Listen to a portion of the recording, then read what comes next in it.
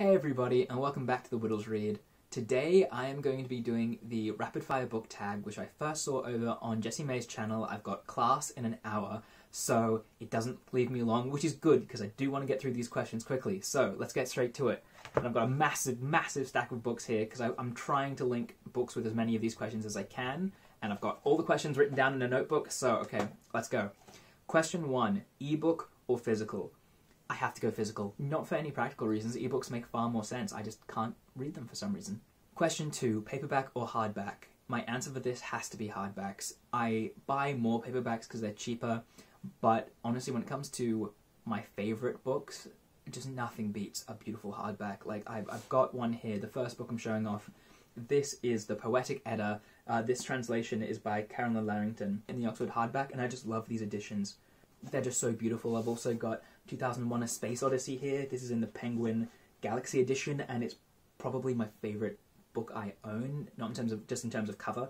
Just, I absolutely love the art of it, and again, this is the kind of thing you'd only really get from a hardback. And then finally, the other reason I love hardbacks is if you look at this copy of Fellowship of the Ring, this is the 60th anniversary edition. All of the big anniversary editions, all of the special edition books normally are released in hardback. But my actual answer to this is secret option number 3, which is cloth-bound books. Question 3, online or in-store? It has to be in-store for me. I do a lot of shopping online because some books I just can't find, and often I do want a particular edition.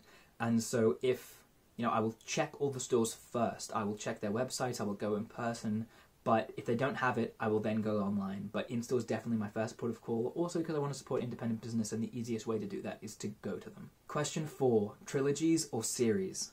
I'm a fantasy person, so this question is very relevant to me, and I've got a book from my most recent read fantasy series and my favourite fantasy book of all time, which is from a trilogy.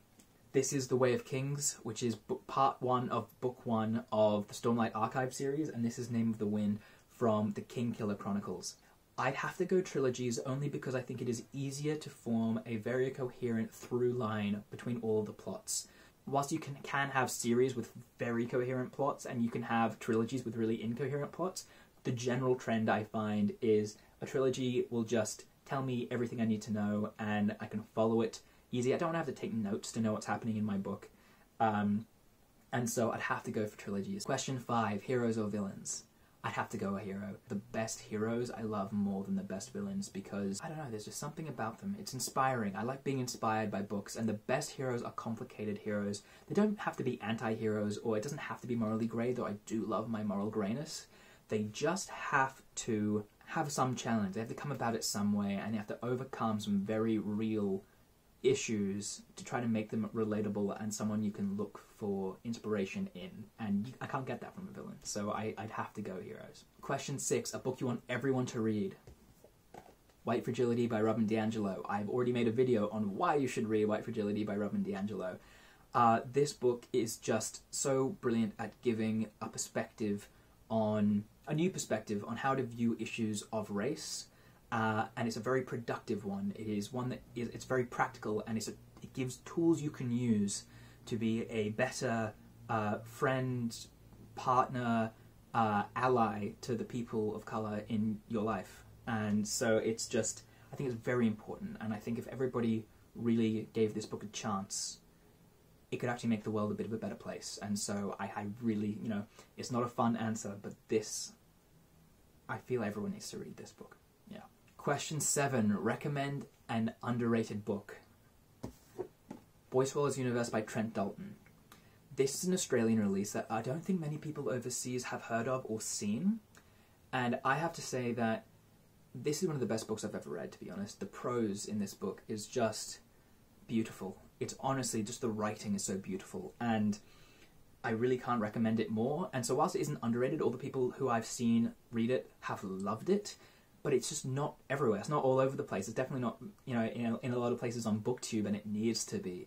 This is, if somebody asked me for a recommendation from what Australia is doing literarily right now, this is the book I'd go for. Question 8, the last book you bought. The last book I bought isn't here yet. The answer really is Dune. I've already read Dune, but V hasn't, and we want to both read it together before the movie comes out later this year. The thing is, I have been looking for this very particular edition. I'll chuck up a picture now of what it is. It was originally, I think, the Ace 25th anniversary edition of the book, and the artwork is just stunning, so I'd love that edition. Question 9. Weirdest thing you've used as a bookmark? For me, it's just anything that's been nearby. I have had a very weak bookmark game up until recently. The last one I can clearly remember is using just a receipt. But literally anything. I've had to do a few dangerous ones, and like I once used a water bottle and a pen just whilst I ran out to quickly do something, but was terrified the entire time they'd leak and ruin the book. But I use pretty standard bookmarks these days, but it was definitely, there was a time when I would just use absolutely anything that was at hand. Question 10. Used books, yes or no? Yes, but they have to look good. For me, I'm really getting into now the actual aesthetic and look of my shelf. And so, I have 2 used books on my shelf here, which is Olaf Stapledon's Star Maker, which this is in, one of my favourite editions, the Sci-Fi Masterworks edition, and it looks completely brand new. You can barely tell. There's, like, no damage. There's, like, a slight ruffling of one of the pages here, which, honestly, I've seen brand new books with more damage. It's got a slight smudge on the back, but apart from that, you really can't tell. Meanwhile, I was actually buying this book, but there was a minimum purchase before you could use your card, and I didn't have any cash on me, because I never do. And so I bought this as well, John Steinbeck's Grapes of Wrath, and I'm very looking forward to reading this book, but I do not like the edition. The pages are really tatty, and it's all just a bit bent out of shape. I have nothing against something being used intrinsically, but I do want it to look as new. I just want it to look good on a shelf. Question 11. Top 3 genres. For me, it has to be fantasy, sci-fi, contemporary classics. Yeah, those are the genres that I absolutely love and would align myself with if I had to pick just 3. But there are a few others which are kind of giving some competition, so I'll have to update that in a few years. Question 12. Borrow or buy? Easiest question, buy, because I am terrified when I borrow I will damage a book. There is no greater sin for me to commit than if I were to damage someone else's book, because I know how much I love my books, people love their books, and so if I were to damage it in some way, even though I don't often damage books, it would just hurt my heart, and I would feel so guilty forever, and I'm just constantly stressed when I'm reading someone else's book, and I can't do it. I can't do it. Question 13. Characters or plot? For me, I read a lot of sci-fi, as I've said now 10 times in this video. Often, I like sci-fi plots which revolve around very simple, ordinary characters who are often quite boring, to be honest, but put through really extraordinary circumstances. For example, a book I enjoyed when I read it was Foundation by Isaac Asimov. The characters are crap in that book, to be honest, but the plot is so big and on such an interesting scale that I really didn't care. Like, for example, with a lot of short stories, you can't really build characters that thoroughly in that short a time, but I still love short stories. And so, yeah. 14. Long or short books? I have to say long books. I love my fantasy, and fantasy books are big. I love worlds, and it takes time to develop a world. So I'd have to say big books purely for that. Question 15. Long or short chapters? I hate both of them. I hate being bored, and long chapters can be too boring, but short chapters can be really disorienting, especially if you're swapping from perspective to perspective. If it's just one perspective, for example, I'm reading Down and Out in Paris and London, I'll actually grab it. I'm reading this right now, Down and Out in Paris and London, by George Orwell, and the chapters are tiny. Like, I think I'm already on chapter 5, and I'm on page 36, so we're talking less than 10 pages, but it is a novel that only goes through a single perspective, and there isn't really much of a gap between chapters. You could get away with them not being there, so for this kind of a book, that's fine, but I was really frustrated with Way of Kings, because you have 3 different perspectives, sometimes more, and just as a plot was getting good, you'd swap away to someone else, and I didn't feel like I got enough of those characters early on. I felt as soon as it got good, it got taken away, and it was really frustrating. So I don't like short chapters either, so if I had to say an answer, I'd say long, but a book that I think does it best is Paul Takes the Form of a Mortal Girl by Andrea Lawlor, because this book is just split generally into 4 parts, but within each part, there are chapter breaks every once in a while. Like page breaks. There's like a gap, and it puts 3 dots in the middle, and it continues off. And so there's a bit of a passage of time. Yeah, they're not too related, but they're not too unrelated. It wouldn't really be make a lot of sense to make a full chapter break, and it just flows in a great way, but it's also still got the structure of being in certain parts. So this does it in a really nice way, and I think this is probably my favourite option. If again, this is me picking option number 3 instead of either of the ones given to me because I'm picky and I don't care. Question 16. First 3 books that come to your mind are American Gods, Name of the Wind, Lord of the Rings. I thought of these 3 as soon as I saw the question, and because I knew I couldn't give a genuine answer if I just talked about all the books I just presented in this video. Question 17. Books that made you laugh or cry. The book I read recently, which really hit me emotionally, I don't have the copy here because it's lent to my sister at the moment, is Flowers of Algernon by Daniel Keyes. I cried, and I know V cried most of the way through the book. And that's the thing, V cried in places that I didn't, but she also didn't cry at places I did. And so it is so emotional in a way that it's not trying to emotionally affect you. It's just telling a story, but it's just so entrenched with these emotions that it's just, honestly, complete. I cannot recommend it enough. Honestly, I could also add it to underrated book. Even though it's such a popular book, it's not talked about enough. Flowers of Algernon. What an incredible read. Yeah, completely recommend it. This isn't a recommendations video. Why am I recommending books? Question 18. Our world or fictional worlds? Fictional worlds. I love world building, and I don't think you can do really great world building unless you can do it with our world, but you've got to get really creative. But ultimately, you haven't laid the groundwork that you do have to do when you build a fictional world. Something like Left Hand of Darkness, which takes place on an entirely foreign planet, and everything's completely different, but it's directly drawing contrasts to our world.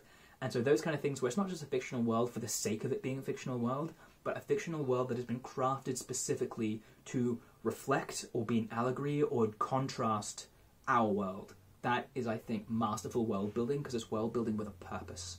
Question 19. Audiobooks, yes or no? I've got to say no. I just can't do it, and it's not their fault, it's mine. Because as soon as an audiobook turns on, as soon as someone says something, I start thinking about the topic, and I think about, oh, what would it be like if that happened in my life? Oh, that would be interesting. And then 10 minutes have gone by and I've got no idea what's going on in the audiobook. With real books, I very rarely do the thing these days where I drift off whilst reading a paragraph and I haven't actually read anything. I'd stare off and wonder and notice, and so I kind of automatically stop it. But then when I have to rewind and try to find my place, especially when I'm in the car and fiddling with the controls, which you shouldn't be doing when you're driving, it's just a nightmare. So no, I just can't do it. They're just not for me, and that's a me problem, really. Question 20. Do you ever judge a book by its cover?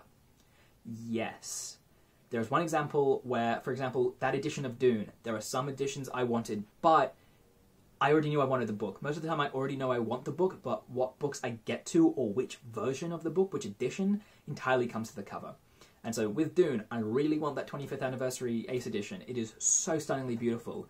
But one thing where it's definitely affected me more would be something like with V.E. Schwab's books. Like I have here Vicious. This cover's insane. I love it. But the covers of hers, it's a book I haven't bought yet but desperately want, is Darker Shade of Magic. That cover is maybe my favourite book cover ever made. It just looks stunning and I want it on my shelf. I want to display it. I want to read it. I want to read it because it was one of Peruse Project's most recommended books ever. But also, God, that cover.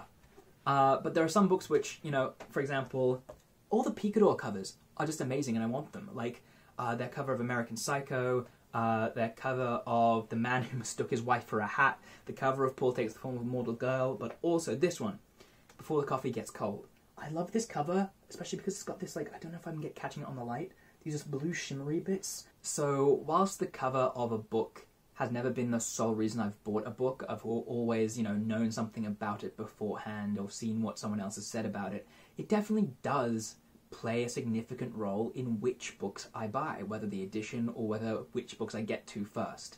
So yeah, I'd say the answer to the question is yes. Question 21. Book to movie or book to TV series? My answer for that is really, it depends. I'm sorry if that's a bit of a cop-out answer. I'll give a bit more of a solid one in a sec. But, for example, Lord of the Rings was perfect as a movie series. It would have been a terrible TV series. Game of Thrones was perfect. It should have been a TV series. It shouldn't have been a movie series. It would have made no sense. Some books don't make sense as movies and are more episodic in nature, and so, especially longer series, they make more sense as a TV series. The issue I'd say is with a movie, you have to cut stuff. You have a limited amount of time and you can't go on forever. And so it is almost certainly you're going to come to the point where you have to cut something, and that requires a very deep knowledge of the text. Meanwhile, with a TV series, you don't have to take those risks. You can copy pretty much everything over one for one, and anything that was really vital that you missed, you can bring back in later. It's not ideal, but it's possible. And so I'd say for that, it is much easier to make a terrible movie adaptation than a terrible TV series adaptation. So I'd have to say TV series. Generally, I have more faith that a TV series of a show is going to be good, whilst movies, it's still kind of up in the air as to whether they're going to do justice to the original work. And that's what I care about most when it comes to adaptations. Question 22. A movie or TV show that you prefer to the book? The only one that comes to mind, or anywhere close, is Anthony Burgess's A Clockwork Orange. An incredible book, which I have loved reading, but I will admit is what I read this after I watched the Stanley Kubrick movie, A Clockwork Orange. Now, the text is very similar. They shouldn't be as wildly different as they are. A lot of the language, some of the lines are word for word, and I would say that the movie is far more impactful than the book. And they have very different endings. There's a whole section of this book that the movie leaves off because it wants to maintain... The movie is aiming for somewhat of an ambiguous ending. And I think it is a bit better for it. But they would make wildly different points. So it's hard to compare them almost. But I would have to say, I'd give the edge by a sliver to A Clockwork Orange by Kubrick. Yeah, the movie adaptation. Question 23: series or standalone? This should be a walkover because I love fantasy. So how can you have properly good world building in a single book? And yet, Neil Gaiman does it in American Gods. It is one of the best fantasy books I've ever read. It is one of my favourite books of all time. Because it's just what he does. There is a case to be made for standalones. I know that there's also Brandon Sanderson, I believe the book's Warbreaker is a standalone. It is possible to do standalone fantasy well. I'm really considering this question in terms of fantasy because that is what I read a lot of. But then it can also go the opposite way. As far as I'm concerned, Hitchhiker's Guide to the Galaxy ended after book 4. There weren't any more books after that. Don't tell me any different. Dune either was a standalone or finished after the trilogy, but no more after that. They can become so... With a lot of classic sci-fi especially, they can become so indulgent that they just ruin themselves completely. So there is kind of points against both, and I do love plenty of standalone books. I have to give it to series. But yeah, that is the end of it. There has been a lot of books in this video, and I've loved talking about all of them. So I hope you enjoyed the video. Please like, comment, and it would be great if you could subscribe. And I will see you guys in the next one. Bye.